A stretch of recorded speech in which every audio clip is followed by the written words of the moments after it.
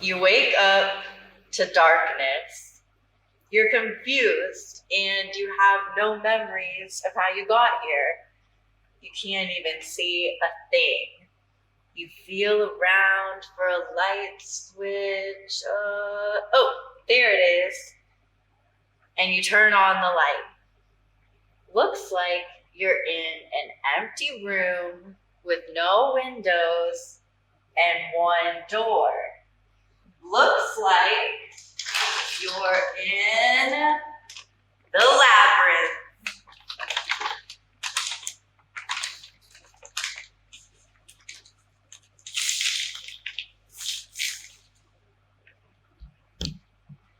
So, as you walk towards the door, you wonder to yourself, where would I go? What would I find in there? Out there? I don't know. You shake your head and open the door. On the other side is a handsome jester. Oh, you call, hello. Can I talk to you? Can I ask you some questions? And he immediately turns and runs away from you down the halls of the labyrinth. And you run after him. Wait, come back, you call. He makes no move of slowing down, and he runs so fast that you lose him in the long halls of the labyrinth. Eventually, you're turning around corners and corners.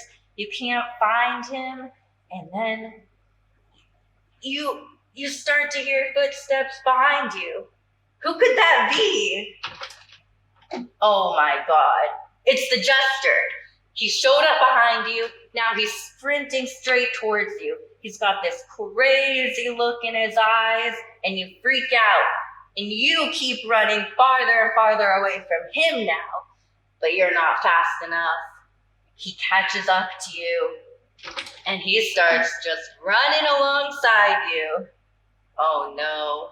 Now we're just on a jog.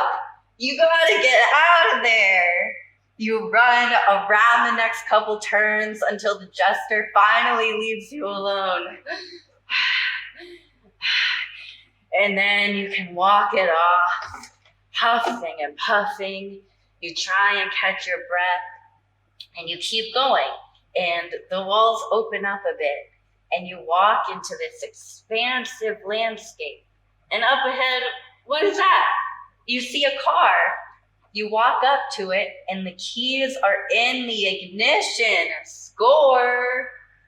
You get in, and you start driving down the road.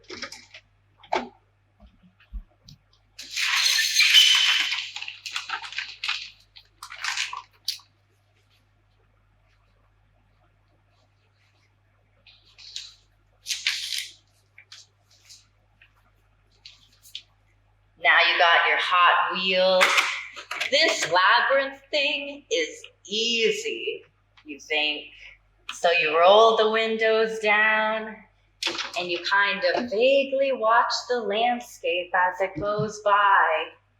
You settle into a car, and with no traffic on the road, you can just drive and drive and let your mind wander. You feel the wind on your face, and it's relaxing. You just have a wide open expanse in front of you, and you kind of just tune everything out. You settle into your seat. It's nice to drive around. You just look at everything. Oh, a sheep! And the landscape flows by past you. Up ahead, what is that? Can you see that? It kind of looks like a building, maybe. A restaurant? Oh my gosh, it's a drive-through window. You are feeling kind of hungry. You pull up to the drive-through and the worker there asks you, "What would you like today?" You look at all the delicious delectables pictured in front of you. Images of beef and potatoes, this beautiful commercial photography and meticulous food styling looks amazing right now. You're licking your lips. A juicy burger, just slipping on a light layer of crunchy lettuce, placing a smooth bun on her head, and sitting in front of the mirror to individually place each sesame seed on it. Maybe you want a nice hot dog. A steaming meanie sliding between two hot buns with mustard and ketchup. Extra sauce on it. Yeah, drench the hot dog and the hamburger in sauce. Now they're all wet and juicy. They're so delicious, so hot. So hungry. All right, pull up to the next window, says the fast food worker. You pull up and they just hand you a single water cup. And you put it up to your mouth and you start to drink.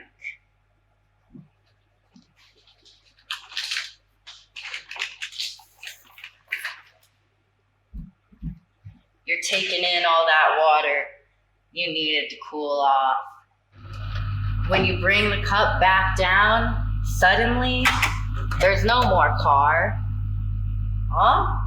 Where'd the restaurant go? Now you're standing in front of a long blue swimming pool. What else is there to do but jump in? So you jump and you go into the cool blue water and you see fantastic things down there. Fish, beautiful coral reefs. You see magical creatures. But you know you can't stay down here. Even though you love it, you have to come up and take a breath. And when you do, you come back down splashing, and there are all these bubbles floating up next to you that shine in the blue, blue water. And you just keep swimming. You think it's this magical, mystical world underneath the water. And you see all of these beautiful sights, and you just keep swimming further and further to the end. As long as each breath will take you, then you come up and get another breath again and go back down into the water. And you just keep swimming. And you say goodbye to all of the magical creatures that you find under there, because you reached the end of the swimming pool. And on the other side, you see this door. And it kind of looks like a special door. Did you win? Did you make it outside? Did you go up and you step through the door and you've made it out? Clear, beautiful blue skies, clouds flowing across it. Hooray, you think. You breathe in the sweet air of freedom. Amazing, sweet freedom. You breathe the fresh air. You pick a direction and you just start walking. It doesn't even matter where you go. You wander for a long time. You're looking left and right, and things, they start looking not like you remember. There's kind of weird stuff around, and you see things that just shouldn't be there. You must be hallucinating in this hot sun that you're not used to being in. And you just keep wondering, who are these guys? You're going through the desert now, and you don't even know what you're looking at. What are these guys doing? Hello? Hello? Why won't you answer me? You don't even know where you are anymore. You're sweating. You're exhausted. You don't even know where you are. And then up ahead, what is that? Another hallucination? No, I think that's real. It's a rock formation, and it's kind of shimmering with all these sparkles and light, and you walk closer to it. It's kind of pulling you in. You go up there, you walk, and you pass through the rock formation. And a hallway, an endless hallway of the labyrinth. Oh my God, you're back inside the labyrinth, and you have this sneaking suspicion that maybe you never left. Where am I? You think? What is this mysterious, enchanted place, and how did I get here? Have I always lived inside the labyrinth? How long has it really been? You stand in place thinking about your place in the labyrinth, in the world, and you look up and you see the stars. And as you stand there pondering the stars, you're just thinking to yourself, where am I? And is there even a way to get out of here?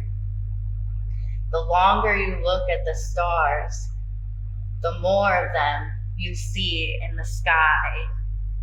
As you look up, they get larger and larger and more in focus. And suddenly all of this expanse of empty space in between you just disappears, and everything comes into focus. You pinpoint one singular star to focus on, and you look, and suddenly it just feels like it's getting closer to you. You're feeling this strong connection with it. And you realize that each point in the sky, every single one, holds its own world multiplied by infinity. And while you look and stare closer and closer at it, and suddenly another world starts to come into focus. And as you stare, you start seeing more details. You start smelling the sky and the dirt. You feel the wind in your hair, and you can see all the ridges of the rocks. And you keep looking harder, and it suddenly starts to come into such clear focus. And it starts becoming so real, so much that you think you transported to this new world. And as you look, it becomes more and more real until you're staring at the expanse of this new world. And then you just start walking. The end.